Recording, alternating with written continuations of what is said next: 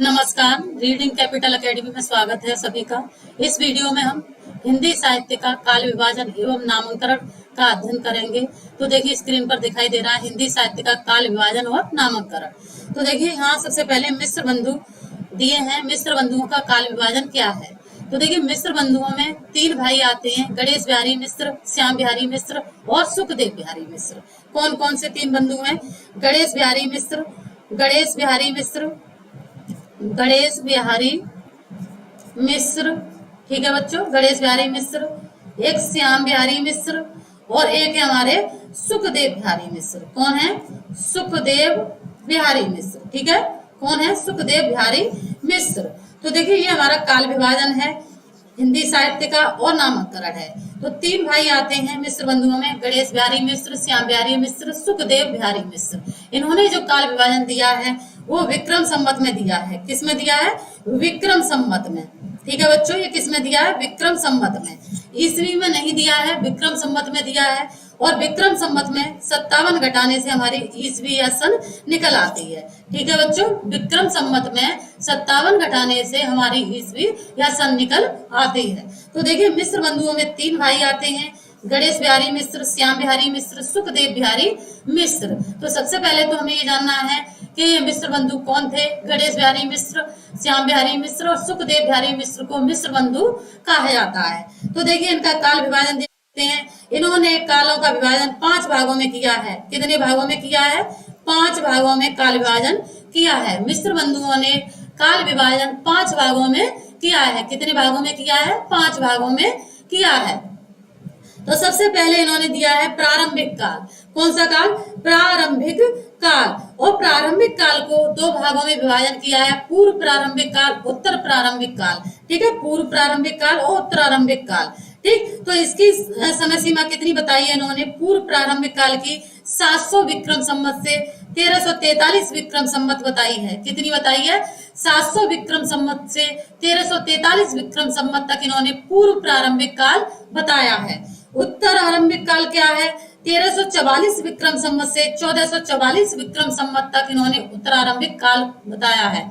यानी उत्तरारंभिक काल की समय सीमा 1344 से 1444 ईस्वी बताई है। यानी मिश्र बंधुओं ने प्रारंभिक काल को 2 भागों में विभाजित किया है, पूर्व प्रारंभिक काल 700 से 1343 ईस्वी तक और उत्तरारंभिक काल 1344 से 1444 ईस्वी तक। आगे देखिए माध्यमिक काल इन्होंने दिया है। माध्यमिक काल, माध्यमिक काल का विभाजन भी इन्होंने 2 भागों में किया है, पूर्व माध्यमिक काल और प्रौढ़ माध्यमिक काल। ठीक है, पूर्व माध्यमिक काल और प्रौढ़ माध्यमिक काल। कौन सा? पूर्व माध्यमिक काल और प्रौढ़ माध्यमिक काल। और इसकी समय सीमा जब यहाँ से छूटी है तो यहाँ 1444 विक्रम संवत से 1560 विक्रम संवत तक है। कितनी है? 1444 विक्रम संवत से कितनी है? 1445 विक्रम संवत से 1560 विक्रम संवत तक है। ठीक है, यानी 1445 विक्रम संवत से 1560 पूर्व माध्यमिक काल बताया है। ठीक है, और प्रौढ़ माध्यमिक काल इन्होंने उत्तर माध्यमिक काल नहीं कहा है, प्रौढ़ माध्यमिक काल कहा है। किसने? मिश्र बंधुओं ने। माध्यमिक काल को पूर्व माध्यमिक काल और प्रौढ़ माध्यमिक काल के नाम से, किस नाम से? प्रौढ़। ठीक है बच्चों, किस नाम से? प्रौढ़ माध्यमिक काल नाम से विभाजन दिया है इन्होंने माध्यमिक काल का। तो देखिए पूर्व माध्यमिक काल की समय सीमा कितनी बताई है? 1445 विक्रम संवत से 1560 विक्रम संवत तक। यानी 1445 विक्रम संवत से 1560 विक्रम संवत तक। और प्रौढ़ माध्यमिक काल 1561 विक्रम संवत से 1680 विक्रम संवत तक। ठीक है, 1561 से 1680 विक्रम संवत तक। अब देखिए इन्होंने अलंकृत काल क्या विभाजन दिया है? अलंकृत काल का विभाजन दिया है। यानी माध्यमिक काल को अलंकृत काल, माध्यमिक काल के बाद जो विभाजन है वो है अलंकृत काल। ठीक है, और अलंकृत काल, तो ये अलंकृत काल क्या है? ये रीतिकाल है। कौन सा काल है? ये रीतिकाल है। ठीक है बच्चों, तो देखिए पूर्वालंकृत, अलंकृत और उत्तरालंकृत में इन्होंने अलंकृत काल को पूर्वालंकृत और उत्तरालंकृत, ठीक है, 2 भागों में विभाजित किया है। यानी अलंकृत काल को पूर्वालंकृत और उत्तरालंकृत 2 भागों में विभाजित किया है। तो देखिए पूर्वालंकृत काल की समय सीमा इन्होंने कितनी बताई है? 1681 विक्रम संवत से 1790 विक्रम संवत तक। कितनी? 1681 विक्रम संवत से 1790। कितनी? 1790 विक्रम संवत तक इसकी समय सीमा बताई है। ठीक है, उत्तरारंभिक काल की समय सीमा 1791 से 1889 विक्रम संवत तक बताई है। 1791 से 1889 विक्रम संवत बताई है किसने? मिस्र बंधुओं ने। अलंकृत काल की यानी पूर्व अलंकृत काल की समय सीमा बताई है 1681 से 1790 और उत्तरालंकृत काल की 1791 ईस्वी 1791 विक्रम संवत से 1889 विक्रम संवत तक। ठीक है बच्चों, अब देखिए काल और वर्तमान काल। परिवर्तन काल और वर्तमान काल किसने नाम दिया है? मिस्र बंधुओं ने। परिवर्तन काल और वर्तमान काल नाम किसने दिया है? मिस्र बंधुओं ने। और इसकी समय सीमा बताइए 1890 विक्रम संवत से। परिवर्तन काल पूछा गया है कि 1890 विक्रम संवत से 1925 विक्रम संवत तक क्या है? परिवर्तन काल है। ठीक है, 1925 विक्रम संवत तक क्या है? परिवर्तन काल है। और वर्तमान काल है 1926 से अब तक। इन्होंने मिस्र बंधुओं ने जो वर्तमान काल का विभाजन दिया है वो कब तक दिया? 1926 विक्रम संवत से अब तक दिया है।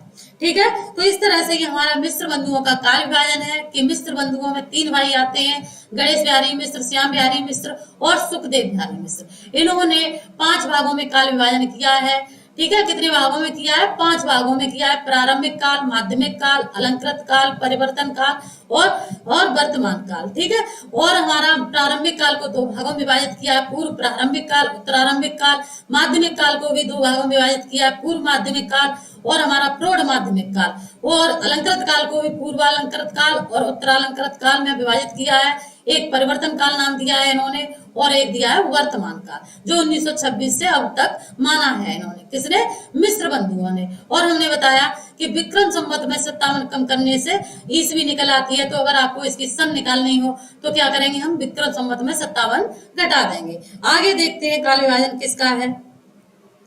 देखिए आचार्य शुक्ल का ये बड़ा तार्किक काल विभाजन है। ठीक है, कैसा है? तार्किक यानी तर्क संगत है और क्या कहते हैं? वैज्ञानिक काल विभाजन है। ठीक है बच्चों, कैसा है? तार्किक है, तर्क संगत है और इन्होंने विधेयवादी पद्धति को, किस पद्धति को बनाया अपने काल विभाजन में? विधेयवादी पद्धति को। ठीक है बच्चों, यानी कौन सी पद्धति को बनाया है? विधेयवादी पद्धति को अपनाया है इन्होंने अपने काल विभाजन में। किसमें? आचार्य रामचंद्र शुक्ल ने काल विभाजन विधेयवादी पद्धति के अनुसार किया है, यानी तत्कालीन परिस्थितियों के अनुसार काल विभाजन किया है। और इन्होंने आचार्य रामचंद्र शुक्ल ने दोहरा नामांकरण किया है, काल विभाजन का दोहरा नामांकरण। ठीक है बच्चों, यानी ऐसा कौन सा लेखक है जिसने दोहरा नामांकरण किया है? यानी दो कालों के 2 नाम दिए हैं, यानी कालों को 2-2 नाम दिए हैं। प्रत्येक काल को इन्होंने आचार्य रामचंद्र शुक्ल ने 2-2 नाम दिए हैं। तो इन्होंने विक्रम संवत में देखिए इनका काल विभाजन वीरगाथा काल, और वीरगाथा काल को एक नाम दिया, कौन सा? आदिकाल। ठीक है बच्चों, यानी वीरगाथा काल, आदिकाल। वीरगाथा काल को आदिकाल नाम दिया इन्होंने, यानी दोहरा नामकरण किया है, यानी कालों को 2-2 नाम दिए हैं, वीरगाथा काल, आदिकाल। कौन सा? वीरगाथा काल, आदिकाल। तो इसकी संवत कितनी है? 1050 से 1375 विक्रम संवत तक हमारा क्या है? वीरगाथा काल, आदिकाल है। ठीक है बच्चों, क्या है? वीरगाथा काल। ठीक, तो 1050 से 1375 तक हमारा क्या है? वीरगाथा काल यानी आदिकाल है। फिर हमारा भक्ति काल, भक्ति काल को पूर्व मध्यकाल कहते हैं। ये क्या कहते हैं? भक्ति काल को पूर्व मध्यकाल कहते हैं। और रीतिकाल को उत्तर मध्यकाल और गद्यकाल को आधुनिक काल नाम दिया है इन्होंने। ठीक है, तो देखिए वीरगाथा काल की समय सीमा 1050 से है, 1050 से 1375 विक्रम संवत है। और भक्ति काल की समय सीमा 1375 से 1700 विक्रम संवत है। और रीति काल की जो समय सीमा है वो 1700 से 1900 विक्रम संवत है। कितनी है? 1700 से 1900 विक्रम संवत है। और गद्य काल की समय सीमा बताई है इन्होंने 1900 से 1984, यहाँ 84 तक बताई है। ठीक है, यहाँ पर इन्होंने 84 तक बताई है।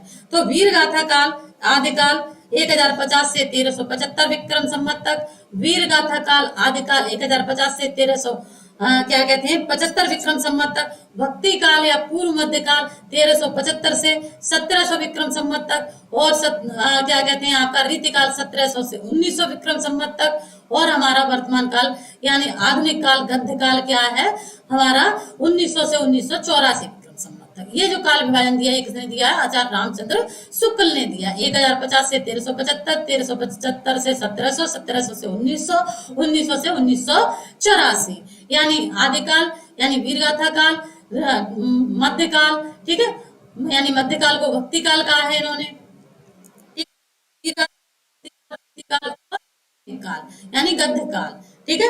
वीरगाथा काल को नाम क्या दिया है, आधुनिक काल, यानी वीरगाथा काल, आधुनिक काल, भक्ति काल, मध्यकाल, उत्तर मध्यकाल, ठीक है, रीतिकाल, गद्य काल, आधुनिक काल, यानी आधुनिक काल को गद्य काल किसने कहा, आचार्य रामचंद्र शुक्ल ने कहा। और इन्होंने उस समय सीमा बताई है, वो बताई 1050 से 1375, 1375 से 1700, 1700 से 1900, 1900 से 1984 ईस्वी। ये किसका है, आचार्य रामचंद्र शुक्ल का है, और इन्होंने विधेयवादी पद्धति पे काल विभाजन किया है, ठीक है। आगे बढ़ते हैं, ये बहुत ही इंपॉर्टेंट है, इसको याद करना अनिवार्य है कि आचार्य रामचंद्र शुक्ल का काल विभाजन क्या है, ठीक है। ये विक्रम संवत में दिया है इन्होंने भी, और हमें अगर ईस्वी निकालनी है तो इसमें क्या करेंगे, 57 कम कर देंगे, तो 1350 से 1700 विक्रम संवत तक, ठीक है। 1350 से क्या कहते हैं इन्होंने, 1700 विक्रम संवत किसकी सीमा मानी, भक्ति काल की सीमा मानी, किसकी मानी, भक्ति काल की सीमा मानी। तो शुरुआत इन्होंने की किससे, 1050 से 1375, यानी वीरगाथा काल 1050 से कितना है, 1050 से 1350, 1350 से 1700, 1700 से 1900, 1900 से 1984, यानी वीरगाथा काल, भक्ति काल, रीति काल और आधुनिक काल, ठीक है। आगे बढ़ते हैं, डॉक्टर रामकुमार वर्मा का काल विभाजन एवं नामकरण। डॉक्टर रामकुमार वर्मा, तो देखिए प्रारंभिक काल को इन्होंने दो भागों में विभाजित किया है, संधि काल, चारण काल। तो चारण काल नाम किसने दिया है, आदिकाल को रामकुमार वर्मा ने, संधि चारण नाम किसने दिया है, रामकुमार वर्मा ने दिया है। और इन्होंने 750 ईस्वी से 750 विक्रम संवत से 1000 विक्रम संवत तक क्या माना है, इन्होंने संधि काल माना है। 700 से 1000 विक्रम संवत तक क्या माना है, इन्होंने संधि काल माना है, ठीक है बच्चों, क्या माना है, संधि काल माना है। और चारण काल की समय सीमा बताइए, 1000 से 1375 विक्रम संवत तक, 1000 से 1375 विक्रम संवत तक चारण काल, यानी ये प्रारंभिक काल को इन्होंने रामकुमार वर्मा ने संधि एवं चारण काल में विभाजित किया है, प्रारंभिक काल को।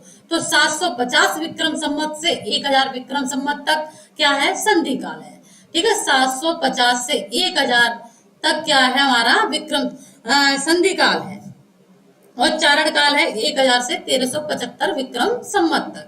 अब देखिए भक्ति काल की समय सीमा दी है इन्होंने 1375 विक्रम संवत से 1700 संवत तक, कितना, 1350 संवत से 1700 विक्रम संवत तक, ठीक है।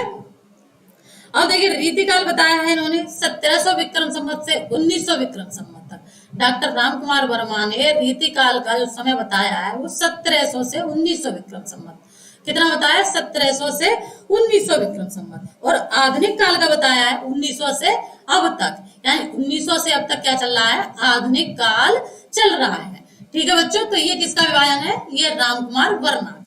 तो हमें यहाँ में जानना है कि संधि और चारण काल नाम किसने दिया, संधि चारण काल नाम दिया है रामकुमार वर्मा ने, किसने दिया है, रामकुमार वर्मा ने दिया है संधि एवं चारण काल नाम। आगे देखते हैं किसका काल विभाजन है, हजारी प्रसाद द्विवेदी का काल विभाजन, ठीक है। तो इन्होंने आदिकाल 1000 से 1350, 1350 से 1700, 1700 से 1900, 1900 से अब तक, यानी 1900 से चल रहा है हमारा आधुनिक काल। तो आदिकाल, भक्तिकाल, रीतिकाल, आधुनिक काल, आदिकाल, भक्तिकाल, रीतिकाल, आधुनिक काल, ठीक है। तो आदिकाल का 1000 से 1350, 1350 से 1700, 1700 से 1900, 1900 से अब मतलब जो चल रहा है अभी आधुनिक काल। तो ये हजारी प्रसाद द्विवेदी का है 1000 से, कब से है, 1000 से, जबकि शुक्ल ने 1050 से माना था, ठीक है। तो हजारी प्रसाद द्विवेदी ने कब से माना है, 1000 से, 1000 इस विक्रम संवत से 1350 विक्रम संवत तक, 1350 संवत से 1700 विक्रम संवत तक, 1700 से 1900 विक्रम संवत तक, ठीक है। तो इनका काल विभाजन कब से, 1000 विक्रम संवत से स्टार्ट हुआ है, 1000 विक्रम संवत से 1350, ठीक है। तो ये क्या है, ये हजारी प्रसाद द्विवेदी है, ठीक है। हजारी प्रसाद द्विवेदी ने आदिकाल 1000 विक्रम संवत, 1350 विक्रम संवत, 1350 से कितना है हमारा 1700, 1700 से 1900 विक्रम संवत, 1900 से अब तक। आगे देखते हैं गणपति चंद्रगुप्त, यानी इन्होंने गणपति चंद्रगुप्त ने क्या कहते हैं वैज्ञानिक इतिहास लिखा और उसमें काल विभाजन दिया प्रारंभिक काल 1184। देखिए इन्होंने ईस्वी में इसमें किस में विभाजित किया है, डॉक्टर गणपति चंद्रगुप्त ने हिंदी साहित्य का वैज्ञानिक इतिहास ग्रंथ लिखा, उसमें अपना जो काल विभाजन दिया वो किस में दिया, ईस्वी में दिया, ठीक है। अब तक जो राइटर थे उन्होंने दिया था विक्रम संवत में, और इन्होंने किसमें दिया, ईसवी में काल विभाजन किया है। किसने, डॉक्टर गणपति चंद्र गुप्त ने। ठीक है। हिंदी साहित्य का वैज्ञानिक इतिहास लिखा है इन्होंने, तो उसमें काल विभाजन जो किया है वैज्ञानिक इतिहास में, वो किसमें किया है बच्चों, वो ईसवी में किया है। हिंदी साहित्य का वैज्ञानिक इतिहास में जो काल विभाजन किया है वो किसमें किया है, ईसवी में किया है। ठीक है, वो विक्रम संवत था। ठीक, तो आगे देखते हैं। प्रारंभिक काल की इन्होंने कितनी ईस्वी बताई, 1184 से 1350 ईस्वी तक। कितना, 1184 से 1350 ईस्वी तक, और 1350 से 1600 ये सामान्य काल विभाजन है। 1184 से 1350, ठीक है, प्रारंभिक काल। और आपका पूर्व मध्य काल है हमारा, क्या कहते हैं, 1350 से 1600 ईस्वी तक, और 1600 ईस्वी से 1857 ईस्वी तक, और हमारा है 1857 से अब तक। ठीक है बच्चों, तो ये क्या है, ये हमारा काल विभाजन गणपति चंद्रगुप्त का काल विभाजन है। आगे बढ़ते हैं। जो हमारा काल विभाजन है वो डॉक्टर नगेंद्र का, किसका है, डॉक्टर नगेंद्र का काल विभाजन है। किसका काल विभाजन है, डॉक्टर नगेंद्र का। देखिए आदिकाल, डॉक्टर नगेंद्र ने आदिकाल 7वीं सदी से 14वीं सदी तक, यानी 7वीं सदी से 14वीं सदी तक इन्होंने भी ईस्वी में दिया है, शताब्दी में दिया है। तो आदिकाल 7 से 14, भक्तिकाल 14 से 17, भक्तिकाल कब से, 14 से 17, रीतिकाल 17 से 19, आधुनिक काल 19 से। अब देखिए इन्होंने आधुनिक काल का विभाजन दिया है। हम ये देख लेते हैं, डॉक्टर नगेंद्र ने हिंदी साहित्य का इतिहास काल विभाजन जो किया है वो आधुनिक काल का जो काल विभाजन किया है वो पूछा जाता है। तो देखिए भारतेंदु युग को पुनर्जागरण काल, कौन सा काल, पुनर्जागरण काल या भारतेंदु युग, और इसकी समय सीमा है 1857 ईस्वी से 1900 ईस्वी तक। कितनी है, 1857 ईस्वी से 1900 ईस्वी तक इन्होंने समय सीमा बताई है, 1857 ईस्वी से 1900 ईस्वी तक। अब है जागरण काल, जिसे हम द्विवेदी युग यानी जागरण काल, जागरण सुधार काल, कौन सा, जागरण सुधार काल, द्विवेदी युग। ठीक है, जागरण सुधार काल, द्विवेदी युग, और 1900 से 1918 ईस्वी तक, यानी इन्होंने भारतेंदु युग की समय सीमा बताया, क्या बताई, 1857 से 1900। किसने, डॉक्टर नगेंद्र ने भारतेंदु युग की समय सीमा 1857 से 1900 बताई, और द्विवेदी युग की समय सीमा कितनी बताई, 1900 से 1918, द्विवेदी युग की समय सीमा बताई।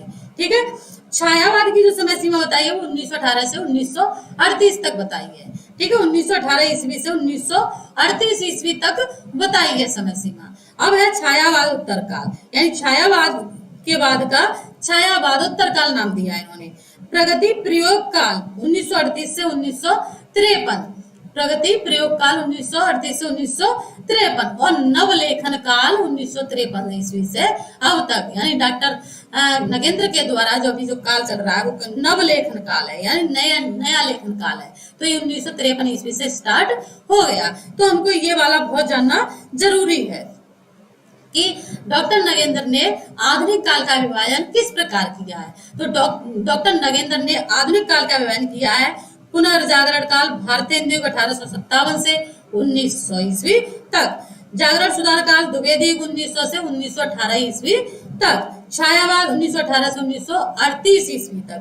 छायावादोत्तर काल को 2 भागों में विभाजित किया है इन्होंने, प्रगति प्रयोग काल, ठीक है, नवलेखन काल। छायावादोत्तर काल को 2 भागों में किसने विभाजित किया, डॉक्टर नगेंद्र ने। ठीक है, प्रगति प्रयोग काल और नवलेखन काल। ठीक है बच्चों, और इसकी समय सीमा ये बताई 1938 से 1953 से अब तक। आगे बढ़ते हैं। डॉक्टर रामस्वरूप, तो देखिए डॉक्टर रामस्वरूप चतुर्वेदी ने आदिकाल वीरगाथा काल 1000 से, इन्होंने आचार्य रामचंद्र शुक्ल से ही मिलता जुलता काल विभाजन दिया है। 1000 से क्या कहते हैं 1350 से 1650, 1650 से 1850, और 1850 से आधुनिक काल की समय सीमा दी है। ठीक है, तो रामस्वरूप चतुर्वेदी ने, किसने, रामस्वरूप चतुर्वेदी ने आचार्य रामचंद्र शुक्ल के कुछ तथ्यों को कुछ समय सीमा में कुछ अंतर करके काल विभाजन दिया है।